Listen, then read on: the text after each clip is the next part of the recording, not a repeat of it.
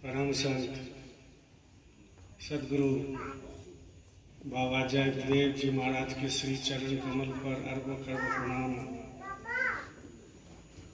वर्तमान समय के संत सदगुरु बाबा उमाकांत जी महाराज के श्री चरण कमल पर अरबों खरबों प्रणाम।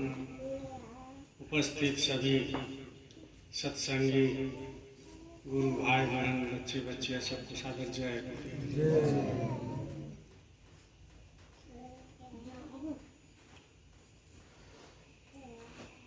देखिए प्रेमियों,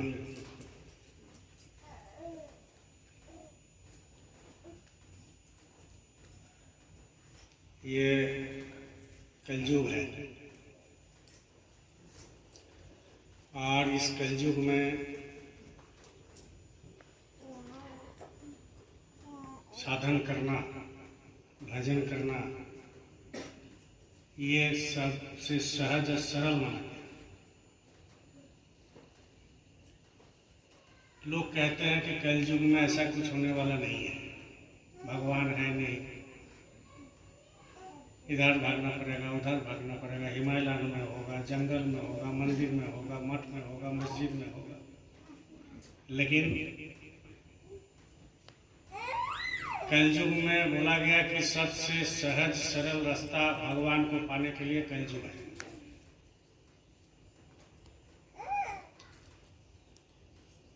शास्त्र में लिखा गया है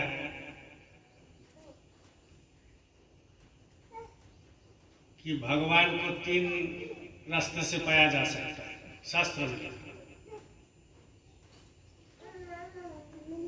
ज्ञान योग, कर्म योग, भक्ति योग। बोलो जय। ज्ञान योग, कर्म योग और भक्ति योग। ज्ञान योग से आपको ज्ञान बहुत मिलेगा। पोथी का ज्ञान, रामायण का ज्ञान, महाभारत का ज्ञान, भागवत का ज्ञान, गरुड़ पुराण का ज्ञान, पूजा पाठ का ज्ञान खूब मिलता है। लेकिन ये सब ज्ञान सब बेकार तब हो जाता है जब उसको सदगुरु नहीं मिलता है। असली ज्ञान किसको कहते हैं कि ये संसार बेकार है, ये संसार में कुछ जाने वाला मेरे साथ नहीं है, यही है असली ज्ञान। नहीं तो रामायण का चौपाई पढ़ लो, भगवत पढ़ लो, दिन भर रामायण दिन भर चौपाई पढ़ते रहो, तीर्थ व्रत करते रहो, पूजा पाठ करते रहो, ज्ञान होता रहेगा। लेकिन वो ज्ञान से भगवान प्राप्त नहीं होता है। वो ज्ञान किस बात का है कि अहंकार वाला ज्ञान, कि हमने इतना पढ़ लिया, हम इतना पोथी पत्रा पढ़ते हैं, हमारे अंदर इतना भगवत का ज्ञान है, हम पूरा कबीर साहब का दोहा कंठस्थ कर लिए, हम जो है पूरा पूजा पाठ जानते हैं, रामायण जानते हैं, गीता जानते हैं, महाभारत जानते हैं, सब जानते हैं। ये अहंकार का ज्ञान है।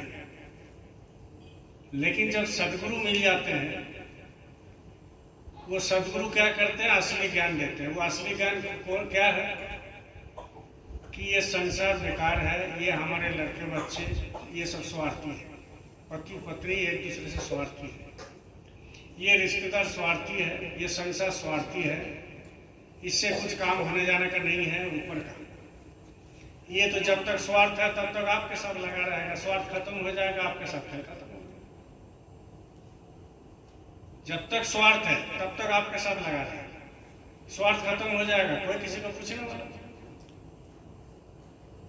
ये ज्ञान योग होता है। और कर्म योग क्या है कि भाई तुम कौन सा कर्म कर रहे हो इसके ऊपर निर्भर करता है। कर्म योग कौन सा तुम कर्म कर रहे हो इसके ऊपर निर्भर करता है कि कर्म योग। कलयुग में सबसे बड़ा कर्म जो क्या है कि गुरु के आदेश को पालन करके आगे बढ़ना, इसको कहते हैं कर्म योग।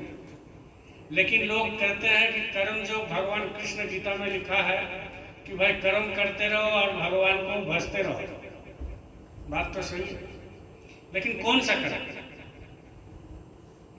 अब जो चोरी करता है वो मन में सोचेगा भाई चोरी करते रहो, भगवान का पूजा करो।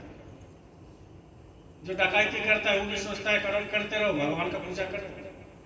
जो जमीन का दलाली करता है वो सोचता है कि भाई जमीन का दलाली करते रहो, 5 लाख का जमीन दारू पिला करके 50,000 में लिखा लो, 5 रुपये में लिखा लो, वो भी कर्म, सब कर्म है। कौन सा कर्म तुमको अच्छे रास्ते में ले जाएगा और कौन सा कर्म ले करके तुम जा सकते हो भगवान के पास, और कौन सा कर्म करके तुम्हारे अंदर एक भाव जन्मेगा, एक भाव आएगा जो हम गुरु के सामने बैठते ही हमारे आंख से आंसू निकलेगा। कौन सा कर्म चाहिए? तो कर्म जो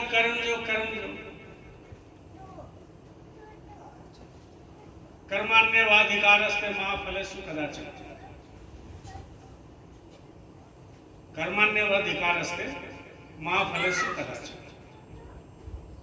ये भगवान कृष्ण गीता में लिखा है। कर्माण्यवाधिकारस्ते मा फलेषु कदाचन, हम कौन सा कर्म करते हैं ये हमारे ऊपर निर्भर नहीं है, ये हमारे विवेक पर निर्भर करता है कि हम कौन सा कर्म करते हैं। कर्म जो तो है बहुत सारे हैं, लेकिन कलयुग में न ज्ञान योग से भगवान मिल सकता है, न कर्म योग से भगवान मिल सकता है। कलयुग में भगवान को पाने का एक ही साधन है, सहज सरल तरीका है, वह भक्ति योग। कलयुग में भक्ति योग सर्वोपरि है। इसमें जब भक्ति गुरु के प्रति हो जाए, आप कितना भी पिछले के कर्म किए हो, चाहे कुछ भी कर्म करते हो, चाहे आपका सत्संग में आने का भी नहीं मन करेगा, चाहे आपको सेवा देने का भी मन नहीं करेगा, चाहे आपको प्रचार करने का भी मन नहीं करेगा, लेकिन जब आपके अंदर भक्ति आ जाएगा गुरु के प्रति, तो गुरु आपको उसमें लगा देगा। आपका मन नहीं रहते हुए भी गुरु आपको विवेक को इतना प्रबल कर देगा कि आपको मन उधर खींचेगा गुरु की तरफ, कि चलो थोड़ा बैठ जाए, चलो थोड़ा सुन ले, चलो थोड़ा सेवा कर ले, चलो गुरु भाई से गुरु भाई को मिल ले, थोड़ा सेवा कर ले, गुरु के आदेश पालन कर ले, गुरु के पास चले जाए, गुरु की दर्शन कर ले, गुरु को सेवा दे दे। ये सब मन में उत्पन्न होता रहता है, और आपके सामर्थ्य नहीं रहते हुए भी आप कर लेते हो। वो कहाँ से उपजता है? वो ज्ञान से, ज्ञान योग से नहीं, कर्म योग से नहीं, वो भक्ति योग से उपजता है। और जब ये भक्ति योग आप अपना लोगे, ये जब भक्ति कर लोगे, तो क्या होता है? उसमें गुरु मिलता है। और गुरु तब क्या करते हैं? ये तीनों योग से सर्वोपरि एक योग देते हैं। बोलिए जय गुरु। ये तीनों योग से एक सर्वोपरि वो योग देते हैं, उसको कहते हैं नाम योग। कर्म योग हो गया, ज्ञान योग हो गया, भक्ति योग हो गया। लेकिन जब भक्ति कर लोगे, तब क्या करते हैं? सदगुरु आपको नाम देते हैं, नाम, शब्द की रास्ता देते हैं, सूरत की रास्ता देते हैं। सूरत कैसे जाएगा उनको बताते हैं, सूरत कैसे जाएगा उसका नाम बताते हैं, तो उसको कहते हैं नाम योग। जब नाम जोग आपके अंदर ये आ जाएंगे, नाम आपके अंदर, वो बीज, उसको कहते हैं बीज। जब ये बीज प्रवेश कर जाएगा आपके अंदर, तब आपको भक्ति और क्या होता है? प्रबल हो जाता है। क्यों? क्योंकि जिन्होंने नाम दिया वही नामी है, जिन्होंने नाम दिया वही भगवान है, जिन्होंने नाम दिया वही सत्पुरुष है, जिन्होंने नाम दिया वही सदगुरु है। सदगुरु को परिभाषा लोग नहीं जानते। अब यूट्यूब में चैनल में देखते होंगे, इधर उधर देखते होंगे कि बहुत गद्दी लगा करके बैठा हुआ है, बहुत रामायण का चौपाई पढ़ रहा है, उपदेश दे रहा है। लोग कहते हैं कि सदगुरु, लेकिन सदगुरु किसे कहते हैं ये लोगों को मालूम नहीं है। सदगुरु किसे कहते हैं उन्हीं को मालूम होगा जो सदगुरु के सान्निध्य में गया, उसके पहले मालूम नहीं होता। हर किताब में लिखा हुआ है कि सदगुरु सदगुरु सदगुरु, लेकिन लोगों को ये पता नहीं है, खास करके कलयुग में, कि सदगुरु कहते हैं क्यों, किसको कहते हैं। और सदगुरु उसी को मालूम होगा कि इनको कहते हैं। सदगुरु की मतलब क्या है, मीनिंग क्या है? जो सदगुरु की शिष्य होगा, जो भक्ति करता होगा, जो उनकी आदेश का पालन करता होगा, उन्हीं को मालूम है सदगुरु क्या है। सदगुरु किसे कहते हैं, संत किसे कहते हैं? जो सृष्टि से अंत तक जानता है, कब से सृष्टि हुआ और कहाँ उसकी अंत है, उसको कहते हैं संत। तो जो सृष्टि से अंत तक जानता है तो वो छोटा सा मामूली सा कोई इंसान नहीं हो सकता। 84 लाख जोनी है, करोड़ों देवी देवता है, अरबों खरबों पेड़ पौधे हैं,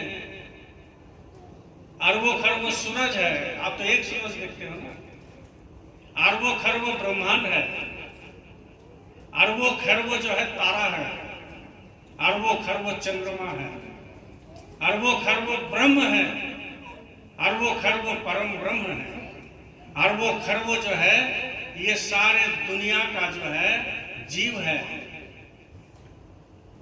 और अरबों खरबों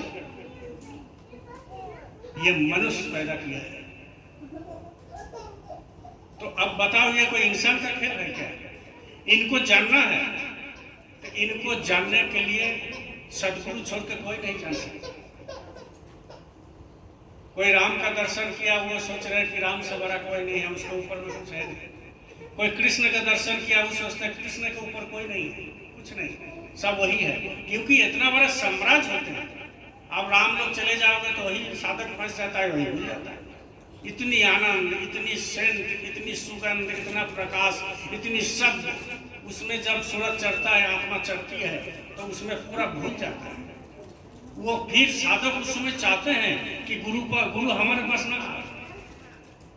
साधक उस पोजीशन में जब पहुंच जाते हैं तो वो सोचते हैं कि गुरु हमारे पास ना आए, हम यहाँ बहुत अच्छा है। क्योंकि गुरु जैसे ही आ जाएगा, गुरु उसको फिर बोलेगा कि ये धाम तुम्हारा नहीं है और ये जगह तुम्हारा नहीं है, तुमको और ऊपर का जगह दिए हैं, तुमको और ऊपर जाना है, इसलिए तुम मेरे हाथ पकड़ो, हम तुम्हारा हाथ पकड़ेंगे और तुमको ले चलेंगे। तो साधक उस समय सोचता है कि नहीं, यही मेरा बहुत अच्छा है, नहीं चाहते। और फिर कोई अगर कृष्ण लोग चले गए तो वो सोचते हैं कि यही लास्ट है और उसके ऊपर में कुछ नहीं है, यही लास्ट है। उस समय भी गुरु चाहते हैं कि नहीं, यहाँ लास्ट नहीं है, ये खत्म नहीं है, इसके ऊपर में भी कुछ है। उसके ऊपर चले गए ब्रह्म, उसके ऊपर चले गए पार ब्रह्म, उसके ऊपर चले गए महाकाल पुरुष। तो सोचो, जब ईश्वर लोग इतने बड़ा है, प्रकृति लोग इतनी बड़ा है, संसार इतनी बड़ा है, ब्रह्मांड इतनी बड़ा है, राम लोग इतनी बड़ा है, कृष्ण लोग इतनी बड़ा है, तो और ऊपर में जो वैकुंठ लोग वो कितना बड़ा होगा, उसके ऊपर ब्रह्म कितना बड़ा होगा, उसके ऊपर पार ब्रह्म कितना बड़ा होगा, उसके ऊपर महाकाल पुरुष कितना बड़ा होगा, उसके ऊपर सत्पुरुष कितना बड़ा होगा, उसके ऊपर अलग पुरुष कितना बड़ा होगा, उसके ऊपर अगम पुरुष कितना बड़ा होगा, उसके ऊपर अनामी धाम कितना बड़ा होगा। आप अंदाजा नहीं लगा सकते। जब सूरज जगता है, उसकी जब तीसरा आँख खुलता है, उसके अंदर जब गुरु प्रकाश भर देते हैं, जब गुरु उनके ऊपर धावी हो जाते हैं, उनके ऊपर भाव जमा जाते हैं, तब जो है गुरु उसको दिखाते रहता है कि देखो ये चीज़ है। लेकिन लोग क्या करते हैं, साधक जो छोटा छोटा होते हैं, साधक तो हमेशा बड़ा ही होते हैं, लेकिन जब संत मत में ये सब साधक का कोई मतलब नहीं होता है। संत मत में साधक वो होना चाहिए कि भाई वो जहाँ से आया है वही विलीन हो जाना है, वही मिल जाना है। साधक का मतलब यही है कि जहाँ से हम आए हैं वही हमारा विलीन हो जाए, हम वहीं पर शब्दरूप हो जाए, हम वहाँ का आनंद लें, हम वहाँ का खाना खाए, हम वहाँ का प्रकाश में रहे और वही गुरु के पास रहे जो जिंदगी भर कभी जिंदगी भर आना नहीं। इसको कहते हैं संत। तो आपको इतना बड़ा बताए हमारे सदगुरु ने, हमारा सदगुरु इतना बड़ा एक रास्ता बताया। ये रास्ता सबके पास मिलता नहीं है। जो शब्द वेदी गुरु होगा उन्हीं को पास मिलेगा। गुरु दुनिया में बहुत है, बहुत गुरु है, लेकिन आपको जो गुरु मिला, जो नाम की बख्शिश करते हैं, जो शब्द देते हैं, जो सूरत की घर की पता बताते हैं, जो मनुष्य मंदिर को बताते हैं, जो संसार को बताते हैं, और ये सूरत कैसी चढ़ती है वो बताते हैं, किस किस सीरीज में जाकर के बताते हैं, कौन कौन धाम में जाता है सूरत, इसके बाद वो सब लोग पहुँचते हैं, गुरु की चरण में वो जगह मिलता है, वो सारे चीज़ सदगुरु बताते हैं और कोई नहीं बता सकता। हमारा और आपका किस्मत अच्छा है जो बाबा जय गुरुदेव प्लेटफॉर्म में आए हैं और वो सूरत का पता, सूरत का ठिकाना बताए। लेकिन संसार इतनी खराब है, उसमें से निकालने के लिए आपको क्या करना है? अभी आपने प्रार्थना किया कि सहज में त्यागते चलना, लेकिन हम लोग क्या करते हैं जी, जकड़ जाते हैं, जकड़ जाते हैं। ये एक दिन का काम नहीं है, एक दिन में नहीं होता है, आपको कोशिश करना पड़ेगा। गुरु भी कोशिश करे, आप भी कोशिश करें। ये जो आश्रम आपने बनाया, आपने कोशिश किया, गुरु भी कोशिश किया। आप थोड़ा सा किए, गुरु ज्यादा किए। ये आप ज्यादा किए, गुरु थोड़ा सा कम किए। लेकिन जब आपकी भाव बढ़ जाएगा तो गुरु का भाव उसमें जुड़ जाता है और फिर विराट आकार रूप ले लेता है, विराट रूप ले लेता है। तो सहज में त्यागते चलना, धीरे धीरे त्याग करना है, डेली मंथन करना है, डेली एनालिसिस करना है, डेली विश्लेषण करना है कि हमने काल क्या किया, आने वाले दिन में हम फंस तो नहीं जा रहे हैं, हम गुरु से तो विमुख नहीं होते जा रहे हैं, गुरु का काम हम कर रहे हैं कि नहीं। ये अंदर अंदर इसको मंथन करना पड़ेगा। हम काल एक आदमी को बोले कि सत्संग जाना है ना जी, भैया थोड़ा शादी होती है, हम शादी कब है? अभी 14-15 को है। मतलब अभी से क्या करें? बोले यही जुगाड़ उगाड़ करता है। हमने क्या 2 घंटा में तुम करोड़ कमा लो, जुगाड़ कर लो। तो बोले भैया क्या बोले, आप तो फ्री आदमी है ना अभी, यही बोला। अभी तो आप फ्री आदमी है ना, बेटा नौकरी करता है, आपको काम क्या है? गुरु भाई बोला। हम बोले कि बाबू इस पोजीशन में आने के लिए हमको लड़का बच्चा छोड़ना पड़ा है। इस पोजीशन में आने के लिए पत्नी को छोड़ करके चले जाते थे 2-4 दिन। इस पोजीशन में आने के लिए हमारा पत्नी को जेवर हम बेच देते थे। इस पोजीशन में आने के लिए पॉकेट में पैसा नहीं रहता था, बिना पेट्रोल के गाड़ी चलता था। कैसे चलता था मालिक जानता था। इस पोजीशन में आने के लिए घर में एक दिन माचिस भी नहीं था। इस पोजीशन में आने के लिए घर में गैस नहीं था। इस पोजीशन में आने के लिए घर में चावल नहीं था। और इस पोजीशन में आने के लिए बहुत पापड़ बेचना पड़ा, तब जाकर के पोजीशन में आए। गुरु देखते हैं ना, गुरु एक दिन ना एक दिन आपको हल्का कर देगा, काम से दूर कर देगा, अपना काम करते रहो, उस समय मालिक। अभी लोग सोचते हैं स्वामी विवेकानंद का फोटो चौक चौरा पर लगा हुआ है, ऐसा ही लगा हुआ है। कितना कष्ट किया है मालूम? माँ का पहनने के लिए, स्वामी विवेकानंद का माँ को पहनने के लिए साड़ी नहीं थी। उस जमाने में स्वामी विवेकानंद ग्रेजुएशन पास था। उस जमाने में ग्रेजुएशन, समझ रहे? घर में खाना नहीं रहता था। जब उनके गुरु के पास गए कि गुरुजी, रामकृष्ण परमहंस के पास, कि गुरुजी हमारा बहुत तकलीफ है, मेरा माँ का बदन में कपड़ा नहीं है, हम अपना ग्रेजुएशन करके बैठे हुए, कोई काम धंधा नहीं है, तो जिंदगी का मतलब क्या है जब माँ को हम कपड़ा नहीं दे सकते, ठीक से खाना नहीं दे सकते? तो रामकृष्ण परमहंस ने कहा कि बेटा तुम हमारे पास क्या मांगे? बोले आप ही तो हमको भिखारी बनाए। गुरु को बोल रहे हैं, आप ही तो हमको भिखारी बनाए, तो हम आपको नहीं मांगेंगे तो किससे मांगेंगे? तो रामकृष्ण परमहंस से कहा कि बेटा एक काम करो, हमारे पास तो कुछ नहीं। जो असली साधक होगा ना, वो नहीं बोलता है कि मेरे पास है। हमारे गुरु महाराज इतना नाम दान दिए, इतना देवी देवता के बारे में बताया, इतना लोगों को हुजूम खड़ा किया, 20 करोड़ लोगों को। अभी भी वो चल रहा सिलसिला, आगे भी 10,000 वर्ष तक चलता रहेगा। तो गुरु महाराज का श्रीमुख से कभी नहीं सुने हैं, या महाराज जी का मुंह से नहीं सुने हैं कभी कि हम गुरु हैं, हम इतना कर दिए, इतना कर दिए। जो असली साधक होगा, जो असली सद्गुरु होते हैं, जो असली भक्त होते हैं, वो कभी दिल से नहीं बोलते कि हमने कर दिया, हमने कर दिया, हमने कर दिया।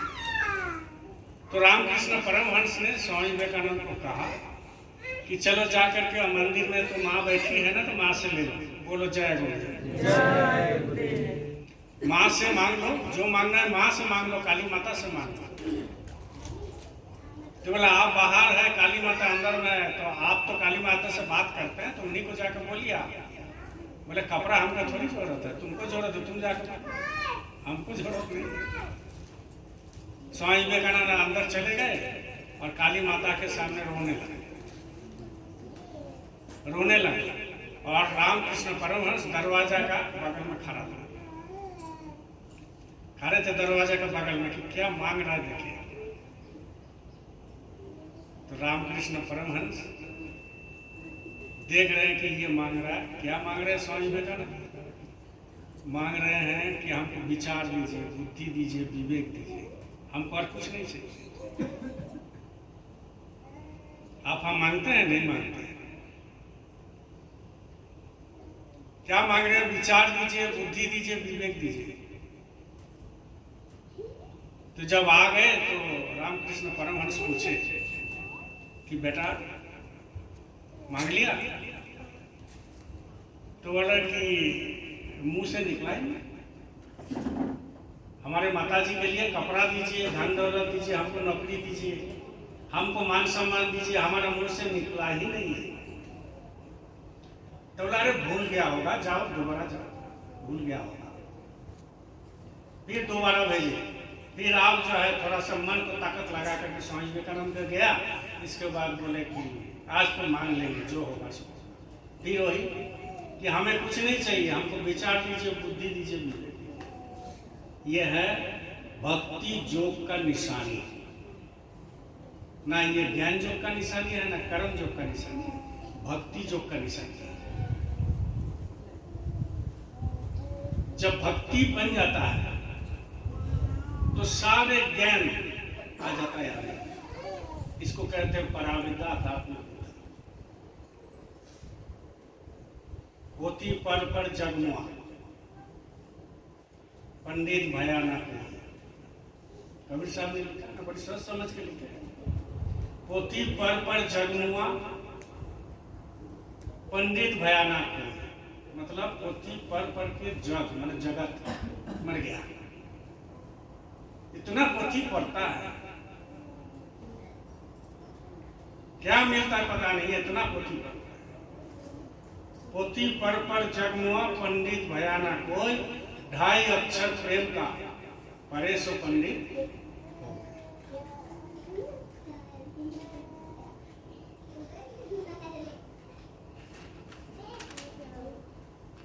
परे सो पंडित, 2.5 अक्षर प्रेम।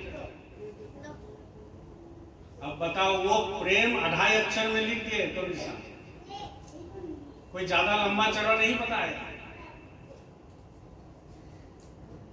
जब कोई लड़का लड़की से प्रेम हो जाता है, पिछले भंडारा में जयदेव और पद्मावती का कहानी आप लोगों ने सुना, सबको याद है, सुना। जब ये सांसारिक दृष्टि से जब प्रेम हो जाता है, वो प्रेम आपको दुनिया को भुला देता है। चाहे वो मर्डर हो जाए, चाहे जेल चला जाए, चाहे बदनाम हो जाए, चाहे कोई कुछ बोले, उससे उसका कोई मतलब नहीं, एकदम अंधा हो जाता है।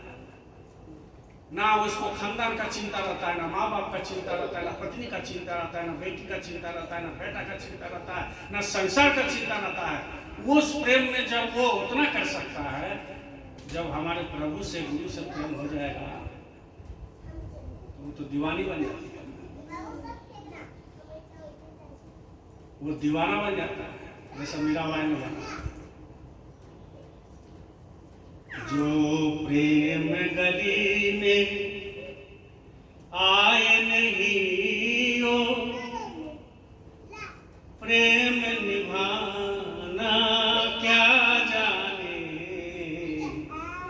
जो प्रेम गली में आए नहीं हो, प्रेम निभाना क्या जाने, जो प्रेम गली में।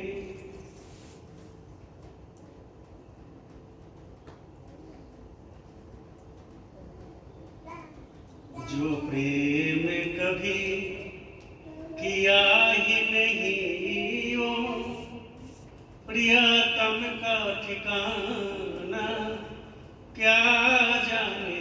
कभी प्रेम किया ही गुरु से, उनका जो जलवा, उनका जो प्रकाश, उनका जो ज्योति, उनका जो अंदर में जो जलवा है, जब प्रेम करेगा तब ना पता चलेगा। उतना सीधा ये नहीं है मेरे भाई बहन कि हम गुरु से प्रेम करते हैं, गुरु से प्रेम करते हैं। गुरु से प्रेम करने से पहले गुरु तो आपका हालत खराब करेगा, तब जाकर के आपकी प्रेम होगा। उसके पहले प्रेम नहीं होता है। इतनी ठोकर मारता है, इतनी खराब परिस्थिति में आ जाता है साधक कि उसके पास कुछ बचता ही नहीं। वो अपने आप को खो देता है, अपने आप को भुला देता है, तब जाके गुरु के पास वो समर्पित होता है कि आप हमारा छोड़ के कुछ। हमको लगेगा कि मेरा अनूप भाई छोड़ के कोई नहीं, अनूप भाई को छोड़ेगा लगेगा कि गंगू भाई छोड़ के कोई नहीं,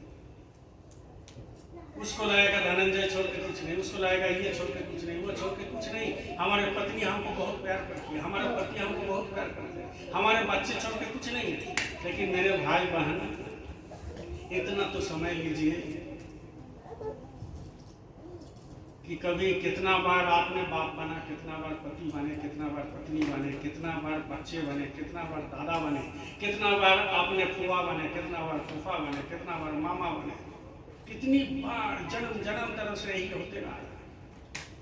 तो आप सोचते हो कि वो मेरे लिए करेगा। ये कर्म का लेन देन है, जिसके चलते आज जो लड़का आज आपकी है वो कभी दूसरे का था,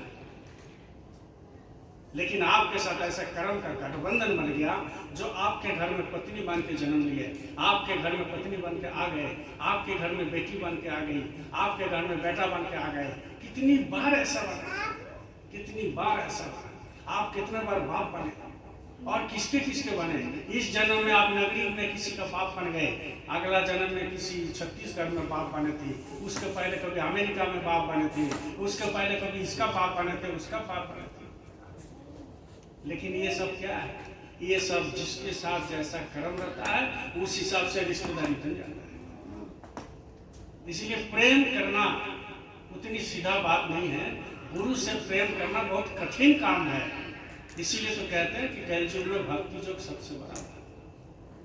जो प्रेम गली में आए नहीं हो, प्रेम का ठिकाना क्या जाने, जिसने कभी प्रेम किया ही नहीं हो, प्रेम का रास्ता क्या जाने, जिसने कभी प्रेम। गुरु से तो प्रेम करना पड़ेगा ना। आप गुरु से प्रेम करोगे तो भाई आपको मिलेगा, प्रेम मिलेगा, भक्ति मिलेगी, क्योंकि वो जितना खजाना है सब गुरु के पास ही है। लेकिन है कठिन काम, है आपका कठिन काम। जब आपको लग जाएगा कि नहीं हमको सत्संग नहीं छोड़ना, आपको लग जाएगा कि नहीं हम सत्संग ही मेरा जिंदगी है, तो ये काम हो जाता है। ये दुनिया गोरख धंधा है, क्या कहते हैं, गोरख धंधा है। ये जो संसार आप फंसे हो ना, ये गोरख धंधा है। लगेगा कि ये सबसे बड़ा काम है, हमको करना है, नहीं करने से नुकसान हो जाएगा, ये करना ही चाहिए, नहीं तो हमारा लुटिया गोल हो जाएगा। ये गोरख धंधा है। बोलो जय।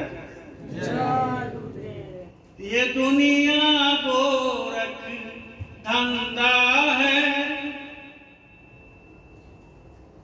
सब जग माया अंधा है। बोले सब अंधा है, दुनिया में जितना है सब अंधा है, माया का अंधा हो। आंख बंद हो जाए तो सब अंधा, आंख खुल जाए तो सब जगह। यही तो काम है और क्या है। और ये आंख बंद होने में समय नहीं लगता है, और ये आंख बंद होता है तो खुलता नहीं है, और ये आंख बंद हो जाएगा तो कुछ दिखाई भी नहीं देगा चारों तरफ। लेकिन जब अंदर की आंख खुल जाता है, सदगुरु खोल देते हैं, तो ये आंख से कोई मतलब ही नहीं। रविदास का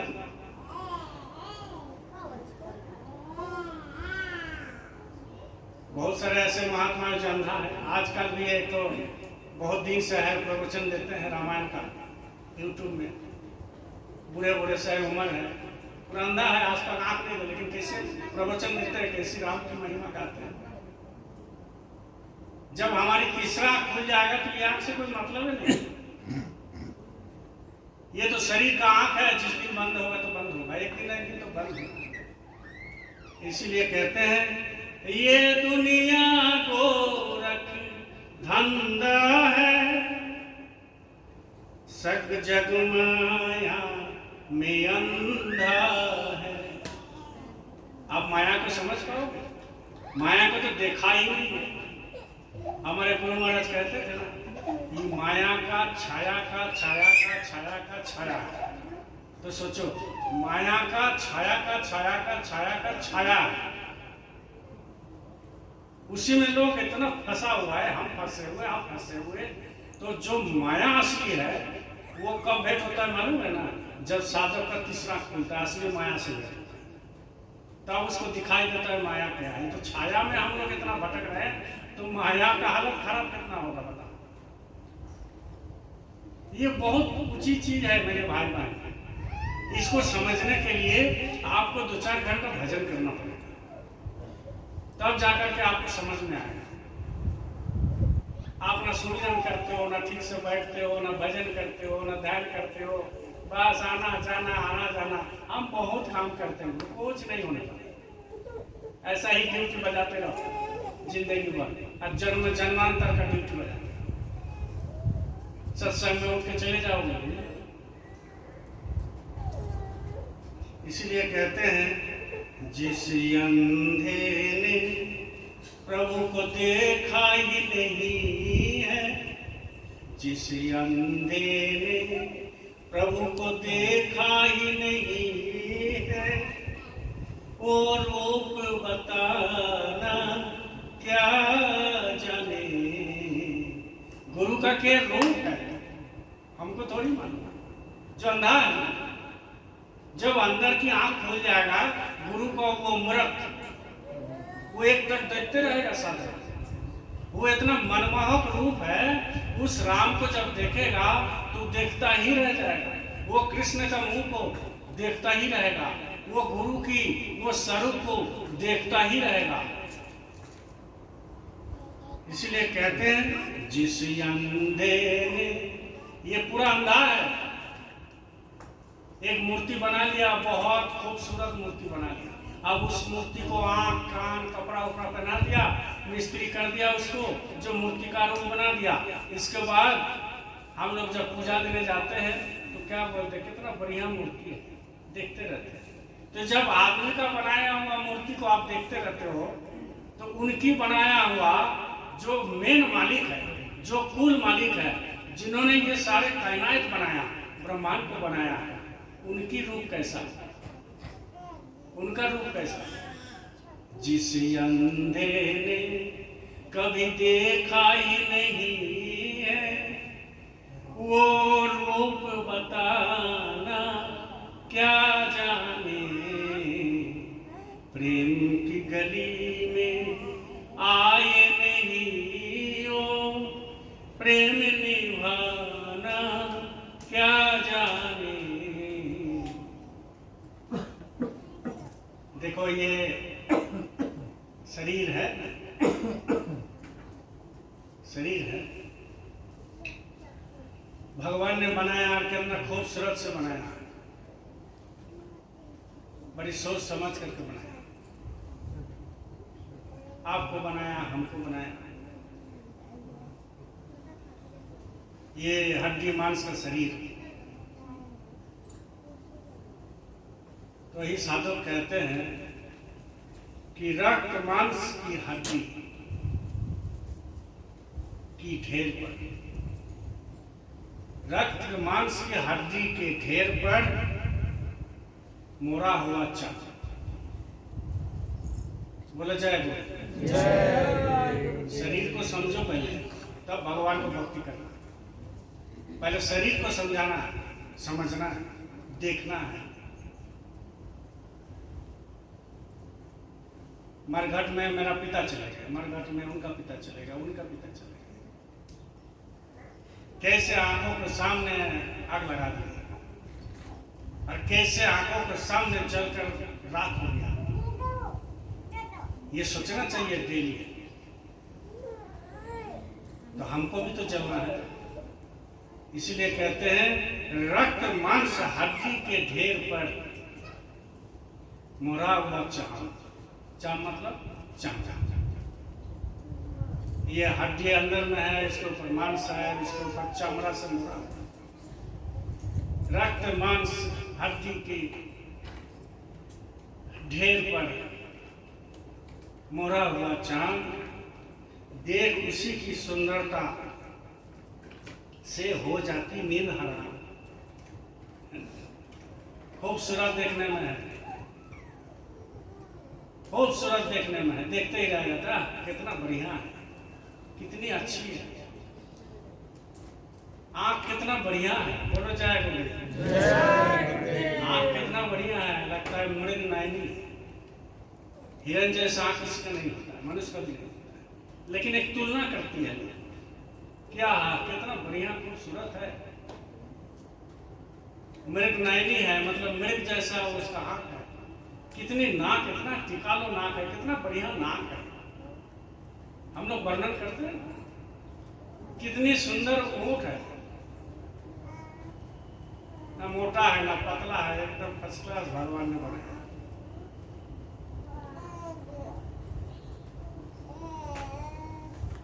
और इस चीज में 9 दरवाजा भी रखा है।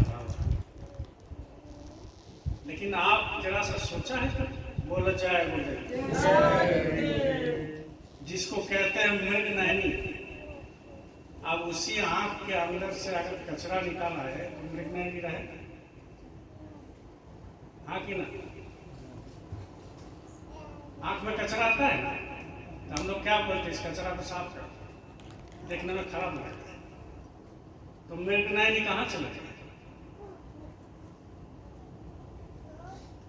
अंदर से आ जाता है बाहर, तो मृग नयनी खत्म हो जाता है। शरीर के बारे में सोचो थोड़ा, ये कुछ नहीं, ये बेकार है, मिट्टी है। अब कितना बढ़िया नाक है, अब नाक के अंदर से निकाला है तो बोलो जाए। नाक के अंदर में जो रहता है वो अगर बाहर निकाला है तो नाक अच्छा लगेगा? बगल में बैठने नहीं दो। और कितनी अच्छी ओठ है।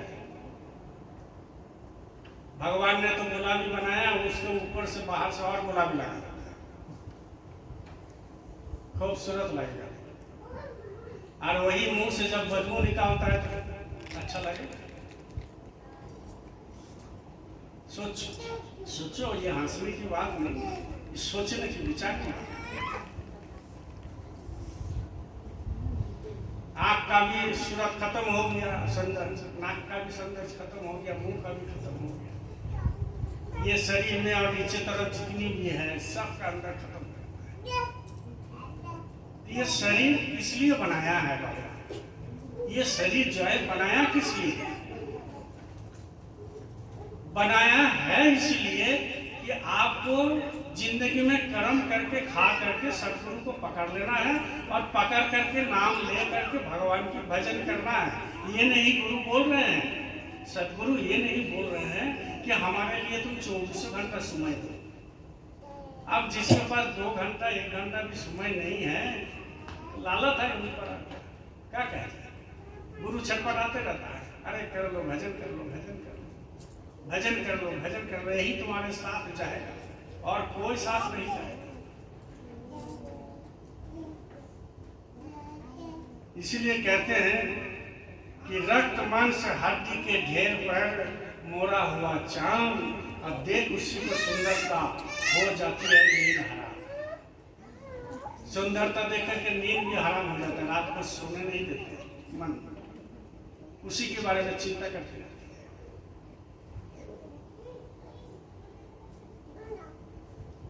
रोज लोग मरते हैं, इसी बढ़िया सुंदर शरीर को लोग जलाते हैं, डेली जलाते हैं, डेली स्मशान में ले जाते हैं, राम नाम सब कर देते हैं, डेली हम लोग देख रहे हैं। इसीलिए कहते हैं मृत्यु देखता है औरों की, हम ही लोग ना जला के आते हैं। हमारा पिताजी को हम जला के आए, जब तक जला तब तक लगा कि नहीं शरीर बेकार है, संसार बेकार है, मेरा पिताजी चले गए, हम भी एक दिन चले जाएंगे। लेकिन धीरे धीरे जब घर आ गए तो फिर सारे चीज भूलते हैं, तब सोचते हैं कि पिताजी चले गए, हम तो नहीं जाएंगे, पिताजी चले गए, हम नहीं जाने वाले, हमारा तो अभी लेट है, जाने वाले तो नहीं है, लेकिन क्या कहते हैं कि लेट है। कोई 50 साल, 60 साल, 70 साल, 80 साल में चले जाते हैं, कोई 20 साल में चले जाते हैं। लेट है मतलब आप जान लिए, आपका तीसरा खुल गया है, आपका दिव्य चक्षु खुल गया है कि भाई लेट है। अरे लेट कहाँ है मेरे भाई बहन, ये किसी भी पल जा सकता है, किसी भी दिन जा सकता है। इसीलिए तैयार रहिए, मरने के लिए तैयार रहना एक बहुत बड़ा कला होता है। बोलो जय बोले। मरने के लिए तैयार रहना एक बहुत बड़ा कला होता है। जिस दिन मरने के लिए तैयार हो जाओगे, जिस दिन आप मरने के लिए तैयार हो जाओगे, उस दिन समझ लो भगवान को पा गया, भगवान अपना लिया आपको। इसलिए मरने के लिए तैयार होना जरूरी है। तैयार होकर रखिए, मरने के लिए तैयार हो जाइए।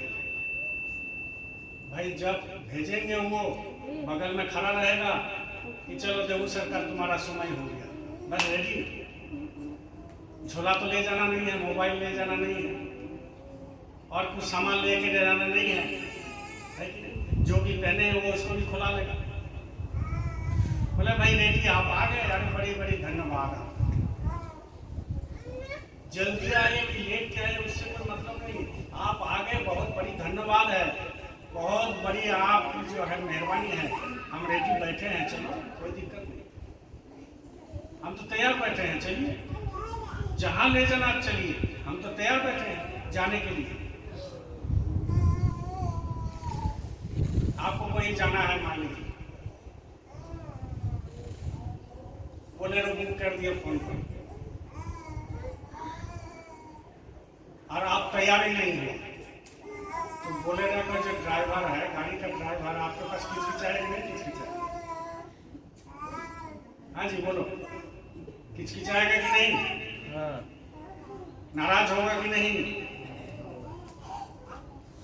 कि अरे आप 1 घंटा पहले हमको बुला लिए, हमारा और काम नहीं था, हम नहाए नहीं, धोए नहीं, खाना खाए नहीं, और आप अभी तक तैयार नहीं हुआ। लेकिन वही अगर आप तैयार होकर के घर में बैठे हो और बोलेरो आने से 15 मिनट पहले आप एकदम सब रेडी, तो बोलेरो वाला खुश होगा कि नहीं होगा? चलो बहुत अच्छा कस्टमर, तो वो भी तो वही है। फिर भी तो बोलेरो वाला समय देगा आपको, समय नहीं देगा। तैयार हो चाहे मत चलो, चलो भाई आपका पूरा जिंदगी खेल खत्म, चलो। वो भी तो वही है, इसीलिए वो आने से पहले आप रेडी रहिए। रेडी कैसे रहना है? कोई अटैचिंग सामान करके रेडी नहीं होना। 2-4 रोटी भी पैक कर लिए, चलो भाई। एक आदमी सुसाइड करने गया रेल में, बोलो जय गुरु, जोर से बोलो जय गुरु। रेलवे में गया सुसाइड करने के लिए, नौकरी अपनी है नहीं, जिंदगी बेकार है, सब फालतू है, अब हम सुसाइड कर लेंगे। ग्रेजुएशन पास है, अभी तक नौकरी नहीं। अब वो ऑफिस का रेल स्टेशन के बगल में एक किनारे में बैठा हुआ है कि कब ट्रेन आएगा, अब दे देना माथा। उधर से एक साधु गुजरा, क्या बात है जी, तुमको हम देख रहे हैं बहुत देर से बैठा है भाई। तो बोले बहुत देर से तो बैठे हैं। बोले क्यों? बोले आज जिंदगी खत्म कर देना। बोले क्यों? बोले एकदम बेकार हो गया जी, ना नौकरी मिलता है, घर में अशांति है, घर में घुसते हैं तो पत्नी और बच्चे और बीवी और माता पिता बोले कुछ कमाते नहीं है, बेकार है, तो जिंदगी ही खत्म कर। बोले तुम तो बहुत स्वार्थी आदमी है। बोले क्या करे साधु जी? तो बोले इसमें क्या है, इसमें झोला वोला में क्या है? जब सुसाइड करने आए हो तो झोला में क्या रखा है, खाली हाथ ना आएगा? बोले नहीं, इसमें रोटी है। बोले रोटी है, क्या करोगे रोटी? बोले ट्रेन अगर लेट आएगा तो भूख नहीं लगेगा। ट्रेन अगर लेट आएगा तो भूख लगेगा, उसमें खाना है कि नहीं? आप बताओ, ऐसा ही सुसाइड करने वाला अगर मिल जाए, इसीलिए आपको तैयार नहीं रहना है, रोटी नहीं लेना है, अटैची नहीं लेना है, मोबाइल नहीं लेना है, कुछ नहीं, जाएगा ही नहीं साथ में। तो आपको क्या करना है, क्या लेना है? सबसे बड़ी बात है जिंदगी में क्या लेना है। लेना है क्या कि भजन का काम, लेना है क्या नाम की कमाई, लेना है क्या अच्छा कर्म की कमाई, लेना है क्या सद्गुरु की सेवा की कमाई, लेना है क्या सद्गुरु की सेवा देने की कमाई, लेना है क्या सत्संग में जो बैठे हैं इसकी जो कमाई होती है उसको, और कुछ नहीं लेना। इसलिए बोल रहे हैं क्या कि मृत्यु देखता है औरों की रोज सवेरे शाम, सुबह शाम मृत्यु देखते हैं, मेन रोड से निकालता है, प्रणाम करते हैं, लेकिन कभी नहीं सोचते कि हम भी जाएंगे। भवन बनाता है ऐसे, सुनो बड़ी, मृत्यु देखता है औरों की रोज सुबह शाम, और भवन बनाता है ऐसे जैसे हरदम यहाँ मुकाम। लगता है कि हम जाएंगे नहीं, ऐसा मकान, ऐसा मकान बनाया, लगता है हम जाएंगे नहीं इसको छोड़ के। इसीलिए छोड़ के तो जाना है। मकान बनाना संत मत में कोई मना ही नहीं है। संत मत में, सदगुरु की मत में अच्छे मकान में रहो, अच्छा खाना खाओ, अच्छा ड्रेस पहनो, अपना मर्सिडीज में चलो, कौन मना करता है? गुरु थोड़ी मना करता है।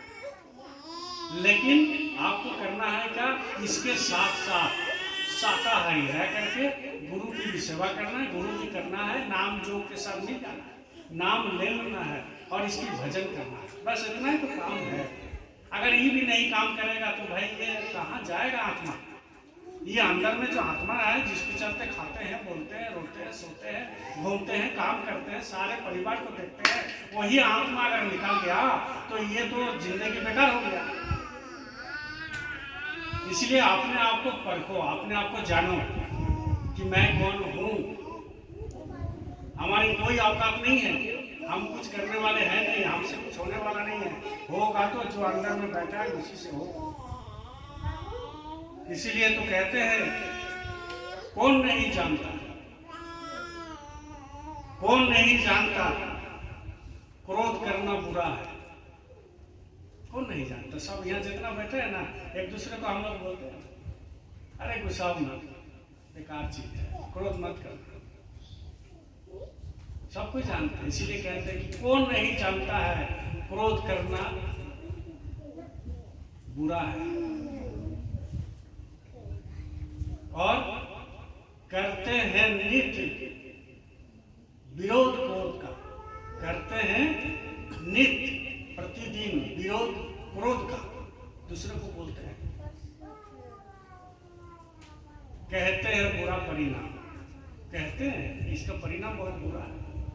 जल से पतला कौन है, और कौन भूमि से भारी है, और कौन अगन से तेज है, और कौन काजल से काली।